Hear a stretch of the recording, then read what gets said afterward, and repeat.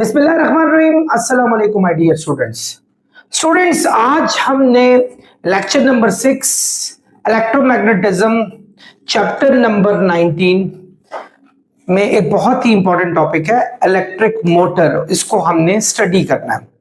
आप थोड़ा सा मौका को गनीमत जानकर मैंने इलेक्ट्रिक मोटर की एक छोटी सी पिक्चर भी ड्रॉ कर ली। ये हमारे पास इलेक्ट्रिक मोटर क्या होता है, ये किस प्रिंसिपल पे काम करता है और इससे हम क्या क्या फायदा ले सकते हैं, और ये शक्लें जो आपके सामने बनाई हुई हैं व्हाट आर दीज, ये अंदर क्या चीजें हो रही होती हैं, ये आपके लिए इसको समझना बहुत जरूरी है। सबसे पहले व्हाट इज मोटर, मोटर क्या होती है, यानी अगर इसमें मोटर का लफ्ज जिक्र किया जाए तो मोटर क्या चीज है। याद रहे ये हम डीसी मोटर की बात कर रहे हैं।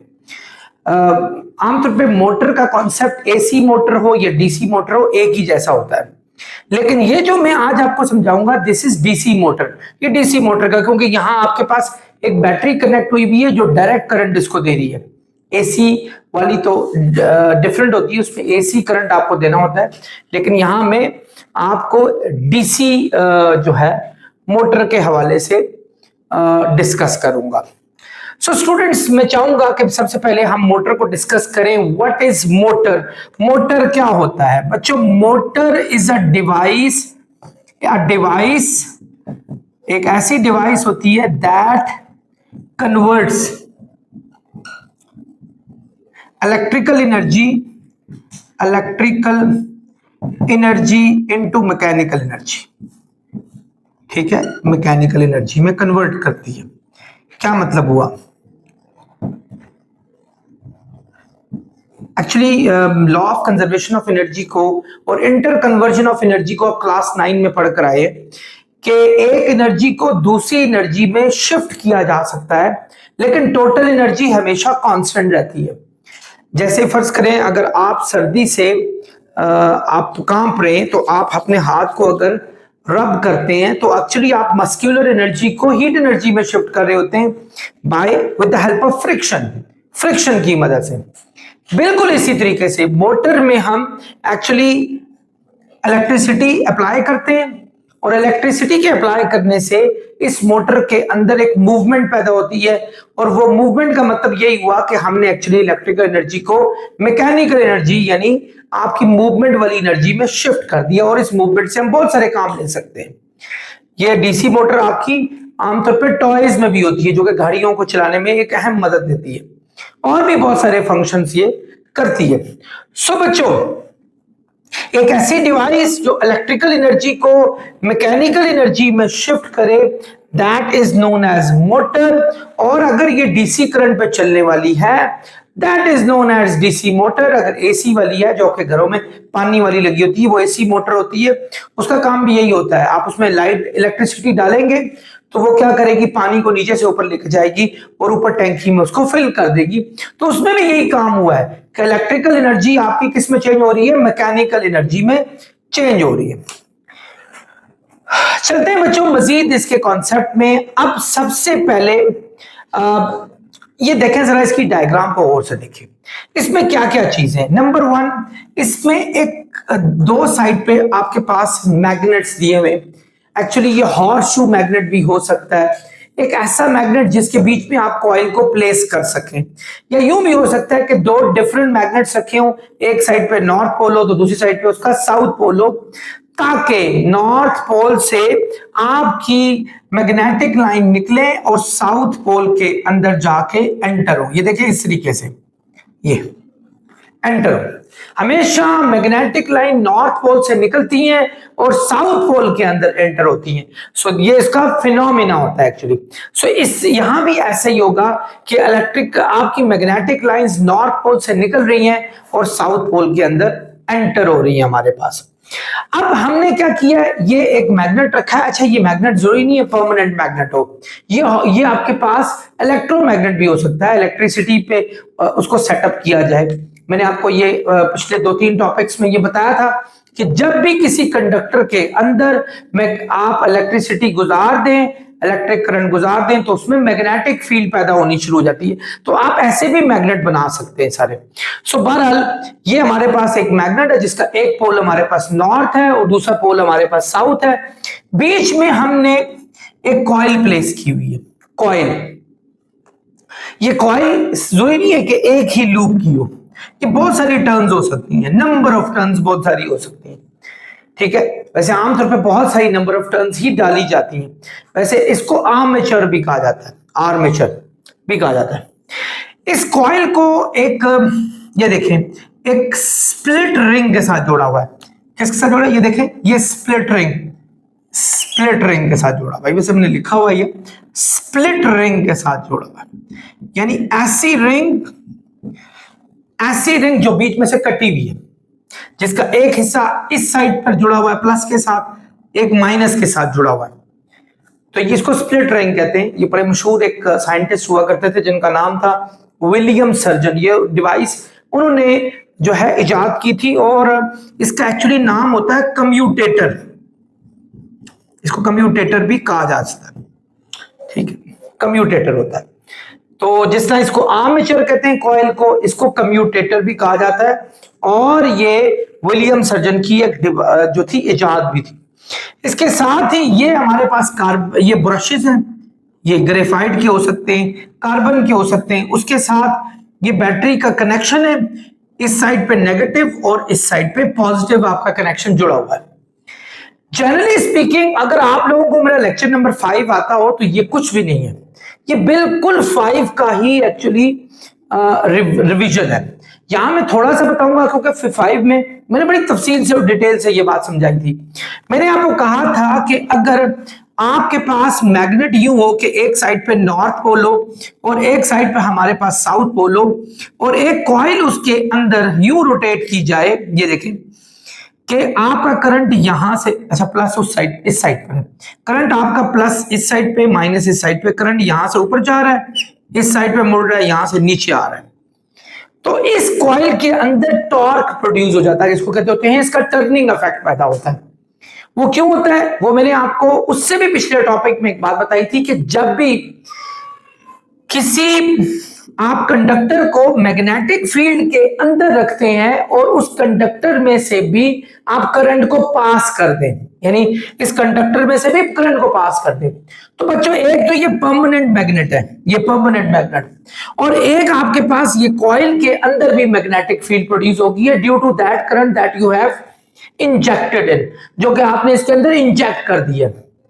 तो दो मैग्नेटिक फील्ड, एक ये वाली जो आपने प्रोड्यूस की और ये वाली जो कि परमानेंट ऑलरेडी चल रही थी नॉर्थ से साउथ, उसकी वजह से इसके अंदर फोर्स ऑफ डिफ्लेक्शन पैदा हो जाएगी। और फोर्स ऑफ डिफ्लेक्शन का मैंने बताया था कि फ्लेमिंग लेफ्ट हैंड रूल बताया था, जिसमें हमारे पास ये करंट की डायरेक्शन थी, ये मैग्नेटिक फील्ड की डायरेक्शन थी, और जो थंब था वो हमारे पास फोर्स की डायरेक्शन को जाहिर कर रहा था। ये देखें करंट ऊपर जा रहा है, ये थंब, ये फिंगर मेरी ऊपर है, ये हमारे पास मैग्नेटिक फील्ड नॉर्थ से साउथ ये होती है, ये देखें नॉर्थ से साउथ यहां यही जा रही है ये, और ये जो शो करता है कि ये वाला हिस्सा ऊपर की तरफ आएगा, मतलब ये ऊपर की तरफ उठेगा, यानी ऐसे ही है, ये कॉइल है, ये वाला ऊपर की तरफ उठा यूं करके, यानी टर्निंग होनी शुरू होगी। जबकि ये करंट जब यहां से जाएगा तो देखें करंट की डायरेक्शन नीचे, आई एम सॉरी, ये देखें ये करंट की डायरेक्शन ऊपर, यहां ये मैग्नेटिक फील्ड, और ये नीचे की तरफ जाएगा, यानी ये वाला इन होगा, अंदर की तरफ जाएगा। जबकि जब यहां की बात करेंगे, देखें करंट जा रहा है और ये मैग्नेटिक फील्ड ये ऊपर की तरफ आपका होगा, तो ये ऊपर ये नीचे, तो इसके अंदर यूं सर्कुलर बल्कि रोटेशनल इफेक्ट इसके अंदर पैदा होगा, which is known as torque, जिसको टॉर्क कहा जाता है। और टॉर्क की मैंने आपको फॉर्मूला अगर आप लोगों को याद हो, मैंने बड़ी तफसील से बताया था, वो IAB sin थीटा के इक्वल होता है, ठीक है। वैसे इसमें n का भी इजाफा कर लें, नंबर ऑफ टर्न्स अगर हो डिफरेंट, तो वो ये मैंने बड़ी तफसील से आपको एक फॉर्मूला बताया था, ये मैंने समझाया भी था, ये कैसे इसका प्रूफ भी बताया था। तो मैंने बताने का मकसद ये था कि आपका करंट के बढ़ने से भी टॉर्क पैदा होता है, बढ़ता है, और टॉर्क जो है वो एरिया के बढ़ने से, इसके एरिया के बढ़ने से, मैग्नेटिक फील्ड के बढ़ने से, और साइन थीटा के बढ़ने से, और सबसे बढ़कर टॉर्क जो है वो नंबर ऑफ टर्न्स के बढ़ने से भी होता है, क्योंकि हर नंबर ऑफ टर्न में फोर्स ऑफ डिफ्लेक्शन पैदा होगी। तो हर नंबर ऑफ टर्न में अगर फोर्स ऑफ डिफ्लेक्शन पैदा हुई तो ये अच्छी खासी टॉर्क प्रोड्यूस होगा आपके पास। सो ये मैंने आपको समझाया था।